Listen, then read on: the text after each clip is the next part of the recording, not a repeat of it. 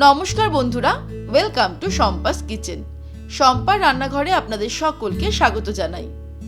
এই সময় বাজারে প্রচুর জলপাই পাওয়া যাচ্ছে, আর তা দিয়েই আজ তৈরি করে দেখাবো খুব সহজে দারুণ টেস্টি, জিভে জল আনা স্বাদের জলপাইয়ের আচার রেসিপি, যার স্বাদ একবার খেলে মুখে লেগে থাকবে।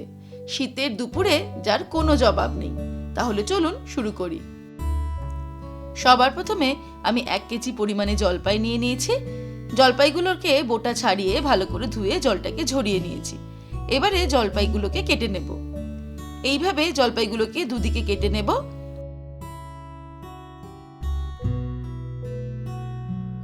যে জলপাইগুলো একটু বেশি কচি সেগুলোকে আমরা এই দানার দুপাশ দিয়েও কেটে নেব। সবকটা জলপাই এইভাবে কেটে নিয়ে ফিরে আসছি। এবারে আচারের মশলা তৈরি করব। তার জন্য একটা প্যান গরম করে তার মধ্যে নিয়ে নেব 8-9টা শুকনো লঙ্কা। শুকনো লঙ্কাগুলোকে হাই ফ্লেমে 1 মিনিট ফ্রাই করব। শুকনো লঙ্কাটাকে 1 মিনিট ফ্রাই করে নেওয়ার পর ফ্লেমটাকে একদম লোতে করে এর মধ্যে দিয়ে দেব 1 টেবিল স্পুন পরিমাণে গোটা জিরে, গোটা মৌরি দিয়ে দেব 1 টেবিল স্পুন, আর দিয়ে দেব গোটা ধনে 2 টেবিল স্পুন। তারপরে লো ফ্লেমে রেখেই সবকিছুকে ফ্রাই করব 1 মিনিট। খেয়াল রাখতে হবে মশলাটা যেন পুড়ে না যায়। যখন মশলা ভাজা সুগন্ধ বেরোনো শুরু হবে তখন ওভেনটাকে অফ করে দিয়ে মশলাটাকে একটা মিক্সির জারে নিয়ে গুঁড়ো করে নিতে হবে। আচারের মশলা তৈরি করে নেওয়ার পর এবার কড়াইতে 1/2 কাপ পরিমাণে সর্ষের তেল দিয়ে দেব। তেলটা ভালো মতো গরম হয়ে গেলে তার মধ্যে দিয়ে দিচ্ছি 1/4 টিস্পুন 5 ফোড়ন আর 2টো শুকনো লঙ্কা। ফোড়নটাকে ফ্রাই করে নেব 10 সেকেন্ড। তারপরে ফ্লেমটাকে মিডিয়াম টু লোতে করে এর মধ্যে কেটে রাখা জলপাইগুলো দিয়ে দেব।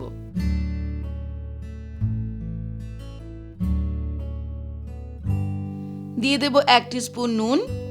নুনটা নিজেদের স্বাদ অনুসারে অ্যাড করতে হবে। আর দিয়ে দিচ্ছি 1/2 টিস্পুন পরিমাণে হলুদ গুঁড়ো।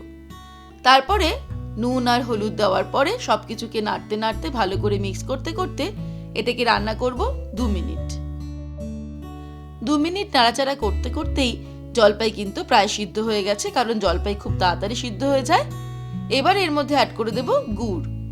আখের গুড় দিয়ে দিচ্ছি প্রায় 300 গ্রাম মতন। গুড়ের পরিমাণটাও নিজেদের স্বাদ অনুসারে অ্যাড করতে হবে। আচারটা কি পরিমাণ মিষ্টি আমরা খেতে ভালোবাসি তার উপরে ডিপেন্ড করে গুড়ের পরিমাণটা বাড়িয়ে বা কমিয়ে নেওয়া যেতে পারে। ভালো করে মিক্স করে নেব। গুড় কিন্তু সঙ্গে সঙ্গে গলতে শুরু করবে। এই সময়ে দিয়ে দিচ্ছি তৈরি করে রাখা ভাজা মশলা। 2 টিস্পুন ভরে ভরে দিয়ে দিলাম।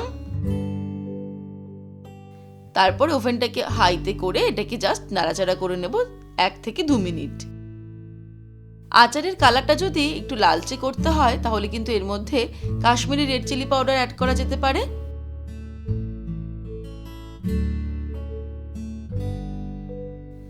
এই সময়েই আমি আরো 2 টিস্পুন ভাজা মশলা এর মধ্যে অ্যাড করে দেব।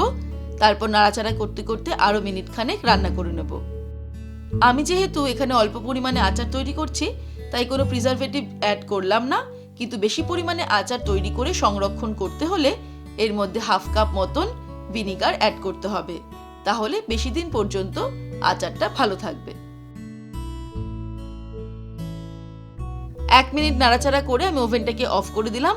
এবারে এই আচারটাকে সম্পূর্ণ ঠান্ডা হতে দেব। তারপর কাচের পরিষ্কার শুকনো বয়মে ভরে আমরা বেশ কয়েকদিন ধরে খেতে পারি। ব্যাস তৈরি হয়ে গেল খুব সহজে দারুণ টেস্টি জলপাইয়ের আচার রেসিপি। এই সময়ে বাজারে প্রচুর জলপাই পাওয়া যাচ্ছে, আর তা দিয়ে এইভাবে জলপাইয়ের আচার বাড়িতে বানালে বাড়ির ছোট বড় সবাই খুব মজা করে খাবে। তাহলে দর্শক বন্ধুরা, আজকের এই রেসিপি আপনাদের কেমন লাগলো আমাকে ভিডিওর নিচে কমেন্ট সেকশনে কমেন্ট করে জানাবেন। ভালো লাগলে লাইক করার অনুরোধ রইল, আর বন্ধুদের সঙ্গে কিন্তু অবশ্যই শেয়ার করুন। ভালো থাকবেন, সুস্থ থাকবেন। আমি আবার হাজির হব নতুন নতুন রেসিপির সঙ্গে। নমস্কার।